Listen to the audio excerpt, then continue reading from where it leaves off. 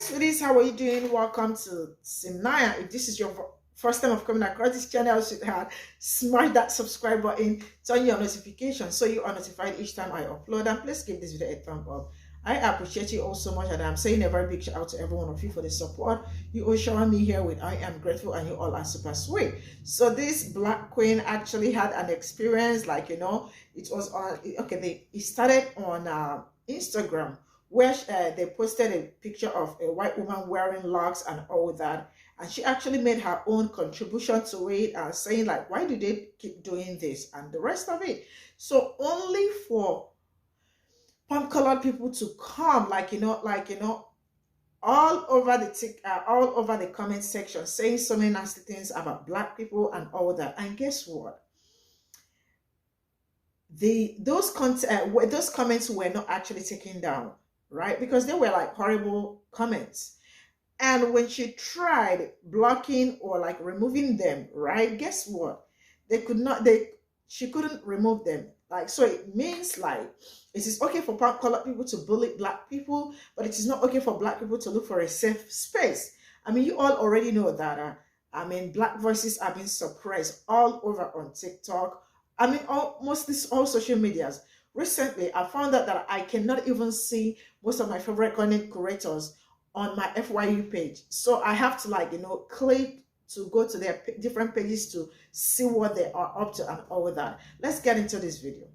People in Instagram comments are a different breed. Different breed. Let me show you. For context, these comments are from a reel I posted about a white woman with dreadlocks, and I shared my thoughts on that. And here's what the people had to say. Says the girl with the bindi laughing emoji. You got a bindi on your forehead. Is that a bindi? And this was in addition to the typical it's just hair, Black people want to be oppressed so bad comments. Listen, we all know that people, or ignorant people in general, will use anything that they possibly can to deny the experience of Black people, to deny, to negate, to invalidate our feelings about hair. Because to them, it's just hair, because it can be just hair for you. It's not just hair for us. It's a privilege for it to just be hair, but they don't understand that. They don't care about that. Anyway, the reason I'm saying that people on Instagram are a different breed in the comments is because I posted that video on TikTok as well. It's just so crazy to me that people on Instagram could say things so loud and so ignorant and so wrong with their actual Instagram profiles. Most of the people on TikTok, if they don't make their own content, it's not like you can easily figure out who they are. But on Instagram, like, some people have had their Instagram account for years. They are okay tying their face and their likeness and their being to their comments. They stand 10 toes down on their ignorance. Anyway, I'm not even gonna explain the difference between what I have on my face right now and a bindi. The lack of knowledge that people have of Black cultures, African cultures, Haitian culture is astounding. If you don't know, why speak on it? That's crazy to me. But anyway, let me just show you this example. This is from Black Panther, Wakanda Forever. It's the opening scene. If you saw these 3 dots in the center of this woman's face, would you in your right mind say that's a bindi or culturally appropriate? You wouldn't. You wouldn't, because that would be insane. For those who are unaware, this is the bindi. Okay. Instagram Reels comments specifically are unhinged. I'm going to show you a few from this video I posted a couple weeks ago, and then we're going to talk about how it relates to the online discourse about Palestine and the settler colony of Israel. I love Black people, but you're a filthy... You can read the rest. Go back to your mud hut. Ain't nobody racist to Black people anymore, so quit crying. This is why the Klan is a thing. The consequences of abolishing slavery. Ugh, some Black people make me want to throw up. Stop victimizing yourself. You're not that important. Y'all can read the rest. If we knew y'all were going to be this annoying, we would have picked our own cotton. Victim monkey, literal subhuman, are you R-word, shut up, N-word. But the thing that is so wild about Instagram Reels comments is that these people will post these comments with their actual Instagram profiles. Not a backup page, not a spam page, their actual profiles with their names, pictures of their children, where they work. And out of the almost 3,000 comments in this comment section, what do you think is the most common demographic of people? not only is it white people, but it's white Christians, right? White Christians and Zionists. Notice the Israeli flag in the corner and this comment saying, this is why not even N-words mess with black chicks if they can help it. And it's very common in this comment section. Again, this video has nothing to do with Palestine. This is about white people and dreadlocks. Now we can talk about how this relates to the online discourse about Palestine, specifically in support of Palestine. As we know, Instagram accounts like Eye on Palestine have been entirely suppressed. The content just won't load for most people. Story posts and feed posts in support of Palestine are being suppressed. The hashtag ceasefire is being suppressed. Meanwhile, hateful comments like this are just allowed on Instagram, not being removed, not being suppressed, in fact, being amplified by the app. And to make it worse and even more obvious, watch what happens when you try to delete comments like this or block people like this. Watch what pops up.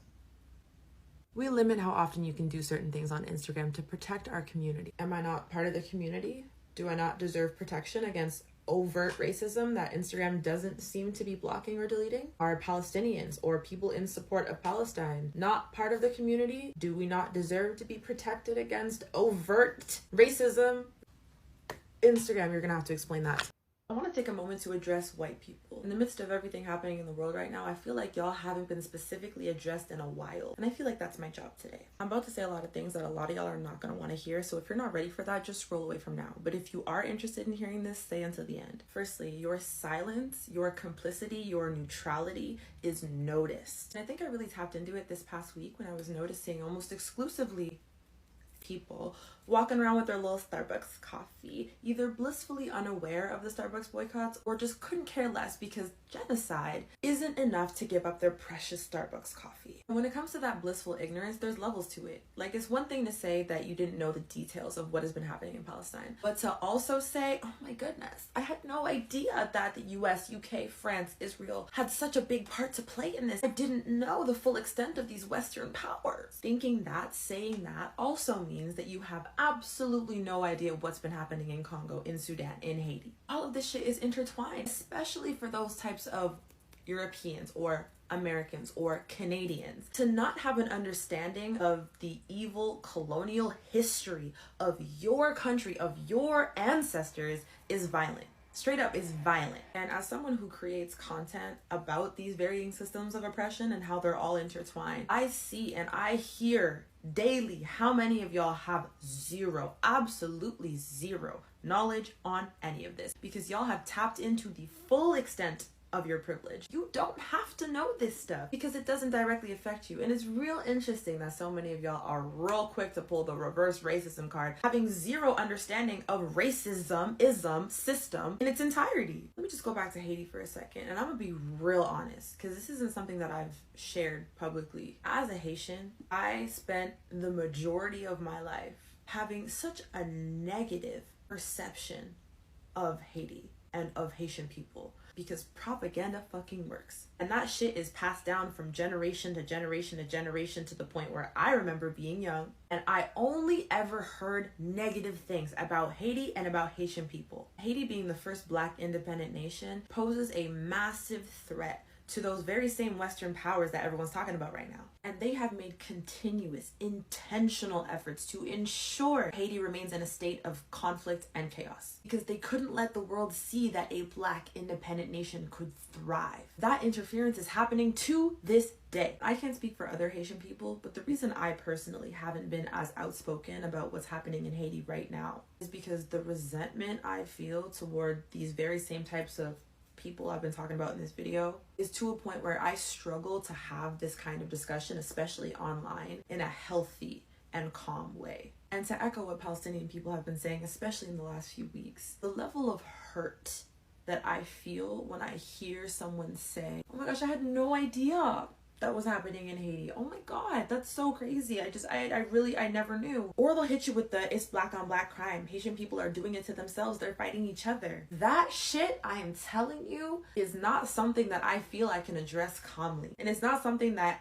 I have healed enough from yet to address in a healthy way. When I was looking to go play my first professional basketball season overseas, I was telling my agent, I want to go to France. Like, France has the best league. France was my ultimate goal. It wasn't until I played my first year in Morocco that I realized how important it is to feel safe and comfortable in the country that you're going to be living in for an extended period of time. And as much as I had a wonderful experience in Morocco, it was still unsafe as a queer person. My first week in Morocco, my teammate and I were jumped by a group of queer Moroccans because my teammate was taking pictures of them and they felt unsafe, not knowing that we were also queer, thinking that they were going to be in danger with pictures of them being out online. So after my first season, I actually thought about how I would feel being and living in France. And I realized I couldn't do it. There's no way that my spirit, my soul would allow me to go live in France, spend my hard-earned money, give that right back to the French government, knowing the history of what they've done to my people. The same way I will never go and play in France is the same way I will never go and play in the UK, especially as a Trinidadian. All of this to say, your ignorance, your silence, your complicity, your neutrality is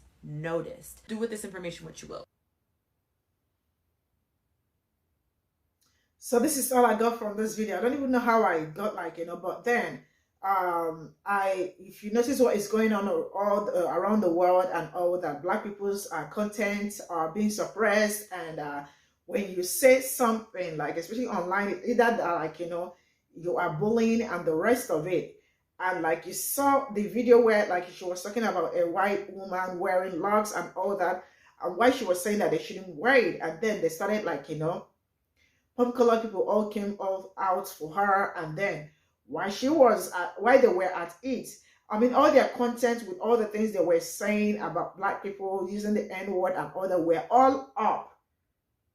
And when she tried blocking them, Instagram couldn't even let her block them. So, I mean, it is okay for them to bully Black people, but it is not okay for Black people to, like, look for a safe place or something like that. I mean, you all can see. Now, recently, I don't see anybody on my FYU page anymore. I mean, like, when I open my TikTok, I do not see most of my favorite Black content creators. I don't see them on my feed. I have to, like, remember that, consciously, I have to go, I have to, like, click to go to their pages one after the other. So this really shows how, I mean, I think all of them are, all these social medias are being paid also to, like, suppress Black voices and the rest of it. But then we are going to keep screaming, keep shouting, and the rest of it. So this is all I got for you. See you all in my next video. Bye for now.